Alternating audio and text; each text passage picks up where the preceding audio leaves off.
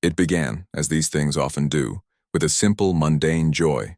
My name is Leo, and I am, or was, a historian. Not the tweed-jacketed, pipe-smoking academic of popular imagination, but a man who found a quiet, profound pleasure in the tangible echoes of the past. My small apartment in the city was less a home and more a personal museum, shelves groaning under the weight of books, walls adorned with framed maps, and glass cases displaying artifacts that whispered stories to anyone patient enough to listen. I believed in facts, in verifiable truths etched in ink and stone. The world, to me, was a vast, complex, but ultimately rational place. I had control. My latest acquisition was the jewel of my modest collection, the personal diary of a Union soldier, Sergeant Thomas Finch, of the 20th Maine Infantry. I'd won it in a fiercely competitive online auction from an estate sale in rural Pennsylvania. The leather cover was cracked and worn smooth by hands that had known the grip of a rifle and the chill of a winter campaign. The pages smelled of time itself, a dry, dusty scent mixed with the faint, phantom aroma of wood smoke and old paper. For the first week, my relationship with the diary was one of pure academic bliss. I'd spend my evenings under the warm glow of my reading lamp, a glass of whiskey at my elbow, deciphering Finch's looping, hurried script. He wrote not of grand strategies or heroic charges, but of the crushing minutiae of a soldier's life, the tasteless hardtack, the gnawing cold, the endless marching, the gnats, the mud. He wrote of his longing for his wife, Clara, with a tenderness that bridged the 160-year gap between us. I felt I knew him. He was real, his voice clear and present. The first anomaly was small enough to be dismissed. I was reading a passage about the Battle of Antietam, Finch's prose thick with the smoke and terror of the sunken road. As I read his description of the air turning cold as a tomb, a sudden, intense chill permeated my study. It wasn't just a draft, it was a profound, cellular cold that seemed to emanate from the pages themselves. I checked the window. It was sealed shut.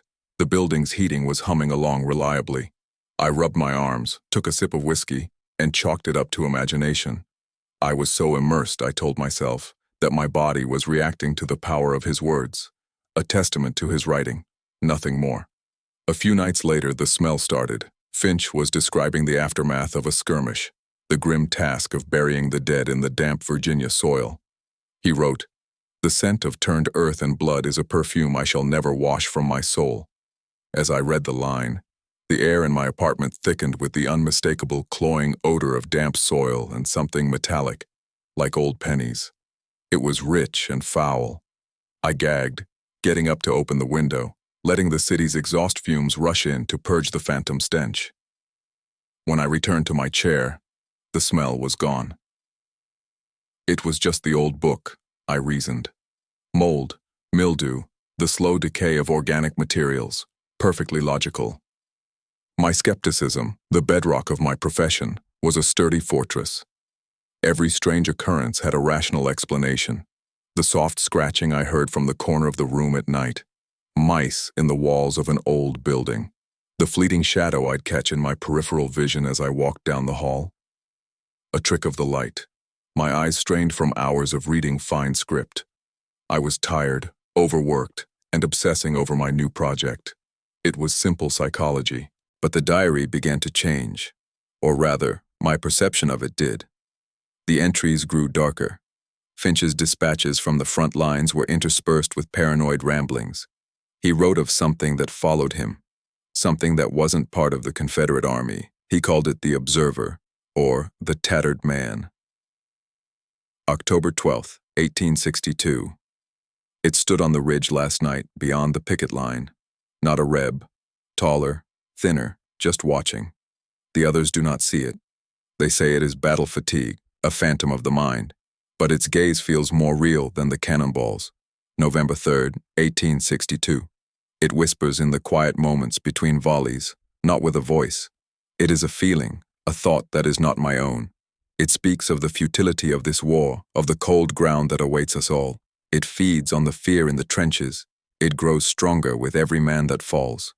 I told my friend and colleague David about it over lunch.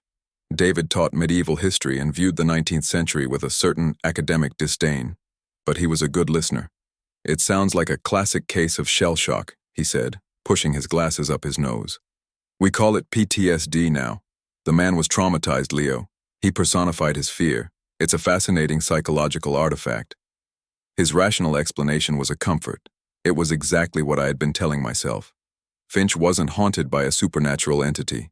He was haunted by the horrors of war. The tattered man was a metaphor, a creation of a mind shattered by violence. I felt foolish for even letting the creeping dread take root. But that night, as I sat down to read, a floorboard creaked in the hallway behind me. It was the distinct sound of a heavy boot, followed by the soft, wet squelch of mud on hardwood. My blood ran cold. I lived alone, and I had just mopped the floors that afternoon. I sat frozen in my chair for a full minute, my heart hammering against my ribs. I strained my ears, listening for another sound, another sign. There was only the hum of the refrigerator and the distant siren song of the city. Slowly, I turned. The hallway was empty, the floor clean and dry. It was nothing, just the building settling. But the feeling of being watched, a pressure on the back of my neck, didn't leave. The fortress of my skepticism was beginning to crumble. The diary was no longer just a project, it was an obsession. I stopped going to the university, calling in sick. My days were consumed by a frantic search for anything I could find about Sergeant Thomas Finch. Military records, census data, local archives from his hometown in Maine. I was no longer a historian studying a subject. I was a detective hunting for a truth that I was beginning to fear I would find. The official records were sparse but grim. The 20th Maine was legendary, but Finch's company saw an attrition rate that was shocking even by Civil War standards. Disease, desertion, and a string of what were officially logged as unfortunate accidents. Men found dead in their tents with no visible cause, others who simply wandered into the woods and were never seen again. I found a scanned copy of a letter written by Finch's commanding officer to his own brother. In it, he mentioned Finch. Sergeant Finch is a good soldier, brave and true, but the strain of this conflict has worn him thin. He speaks of dark things, of a shadow that walks among us. Last week, Private Miller was found. He had taken his own life. Before he did it, he told his tent mate that Finch's shadow had finally come for him. I fear for the man's sanity, and perhaps for the sanity of us all. The words sent a shiver down my spine. This wasn't just in Finch's head. Others had felt it. The tattered man wasn't a metaphor. It was a contagion. My isolation deepened. David called to check on me, his voice a mixture of concern and exasperation. I tried to explain what I was discovering, my voice high and strained. I told him about the cold spots, the smells, the footsteps. I told him about the other soldiers. "Leo, you need to step away from this," David said, his voice taking on the tone one uses with a frightened child. "You've gone down a rabbit hole. This diary is affecting you. It's an object of trauma, and you're letting that trauma bleed into your own life. Please just put it away for a few days. Go outside, see a movie." He didn't believe me. How could he? It sounded insane. After I hung up, the silence of my apartment felt heavier, more menacing. I was alone with this. The diary sat on my desk, and I felt a palpable sense of malevolence emanating from it. A silent invitation. It held the answers, and it knew I couldn't resist. That night, sleep offered no escape. I dreamt I was in a muddy trench. The air was thick with the acrid smell of gunpowder and the screams of dying men. I was wearing the rough wool of a Union uniform, a heavy rifle in my hands. Opposite me, across a field littered with corpses, a figure stood silhouetted against the gray sky. It was tall and unnaturally thin, its limbs bent at odd angles, its form obscured by what looked like fluttering rags. The tattered man. It raised a long skeletal arm and pointed directly at me. I woke up yelling, my sheets soaked in sweat. My own bedroom felt alien, the modern furniture a thin veneer over the 19th century horror that now saturated my life. I knew the end was in the diary, the final pages. I had avoided them, partly to savor the discovery, but mostly out of a primal fear of what I might find. Now, I had no choice. With trembling hands, I opened the book to the last few entries. Finch's handwriting had deteriorated into a barely legible scrawl, the ink smudged and blotted. December 10th, 1864. It is always with me now. I see it in the reflections of puddles, in the polished brass of my buttons. It no longer whispers of the cold ground. It whispers my name. Clara. I pray you never know of this thing. It has hollowed me out. I am but a shell it wears. December 12th, 1864. It showed me things tonight. Glimpses. It showed me how this war ends. It showed me the world that comes after. Strange metal carriages that move without horses. Cities of glass and light. It showed me its hunger, how it will persist, latching onto those who look back, those who listen to the echoes. It is a parasite of memory. My heart was a frantic drum against my ribs.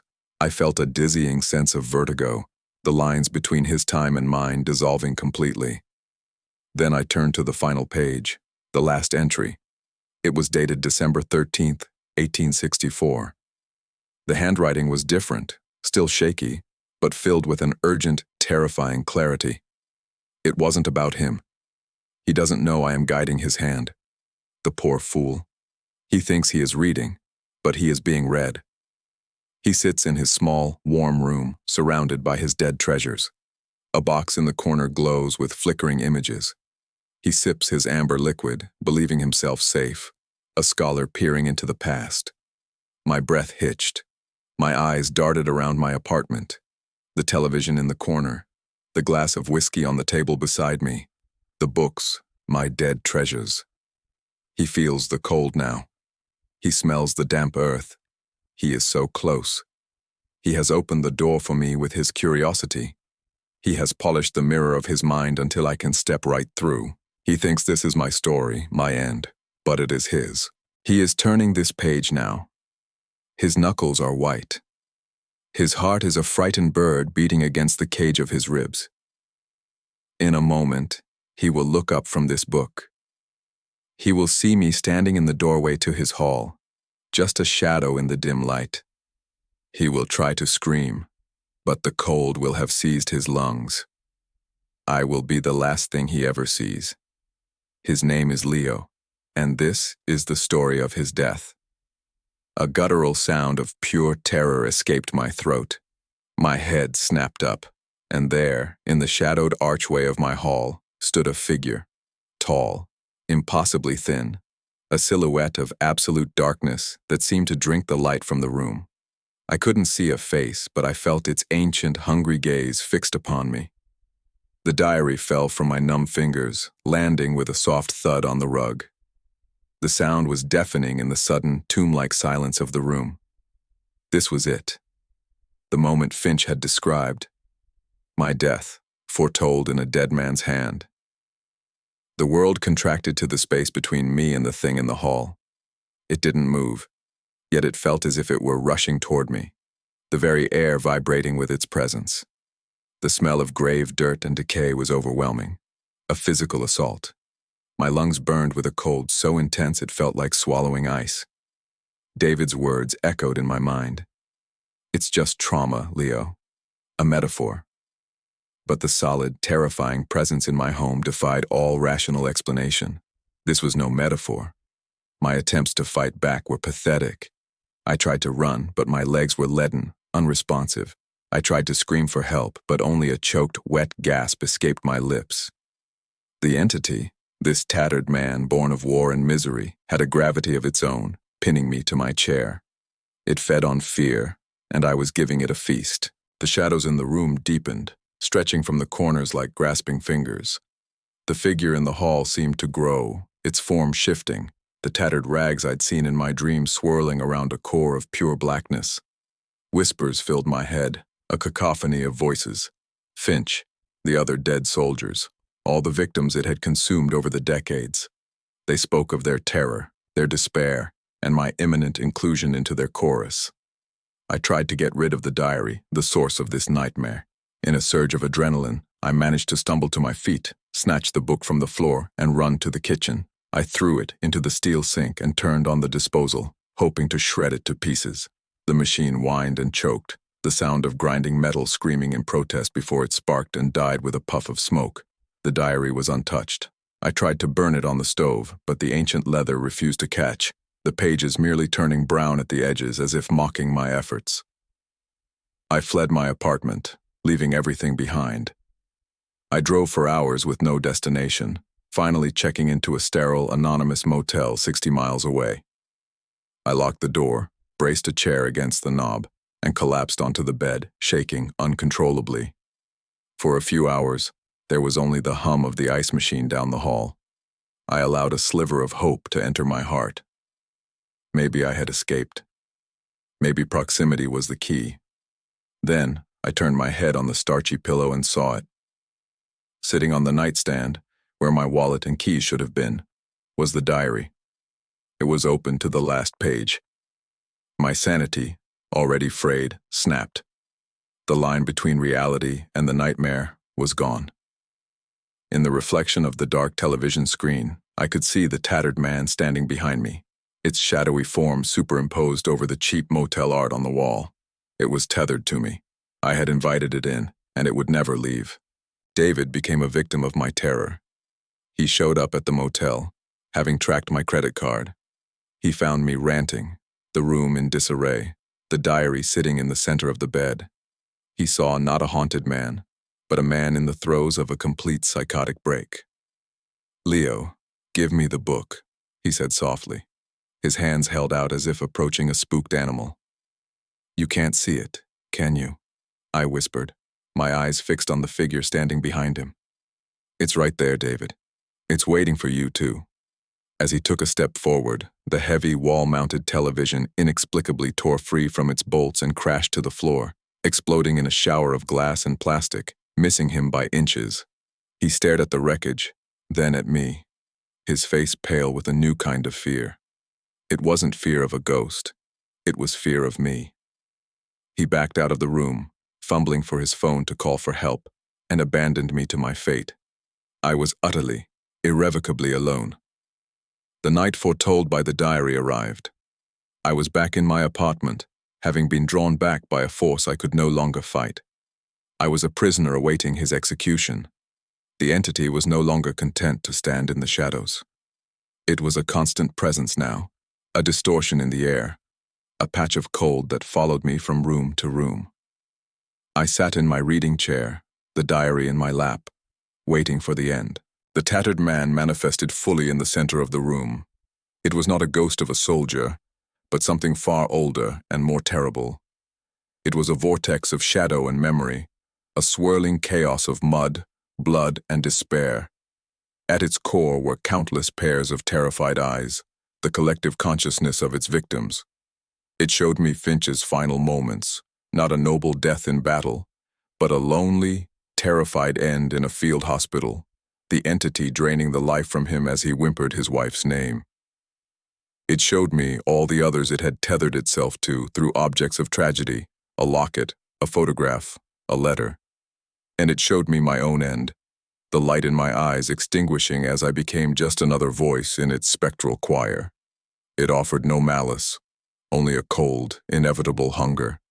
This was its nature. This was the cycle. In that moment of absolute despair, a desperate, insane idea sparked in my mind. The diary wasn't just a record. It was a conduit. It wasn't just history. It was a living narrative. And a narrative could be changed. With a hand that shook so violently I could barely hold the pen, I turned to the blank page after Finch's final, horrifying entry. The entity paused, its swirling form quieting as if in curiosity. It knew what I was about to do. I began to write. My own handwriting was a jagged, terrified scrawl. I didn't write about fighting back. I didn't write about salvation. I wrote a new ending by creating a new beginning. The book finds its way to a small antique shop in a quiet coastal town, I wrote. It sits on a dusty shelf for months, waiting. Then, he walks in. A young man, a university student named Alex. He has a passion for untold stories, for the quiet voices of the past. He sees the diary, its leather cover worn smooth with time. He feels a connection he cannot explain. He buys it, his heart thrilling with the joy of discovery.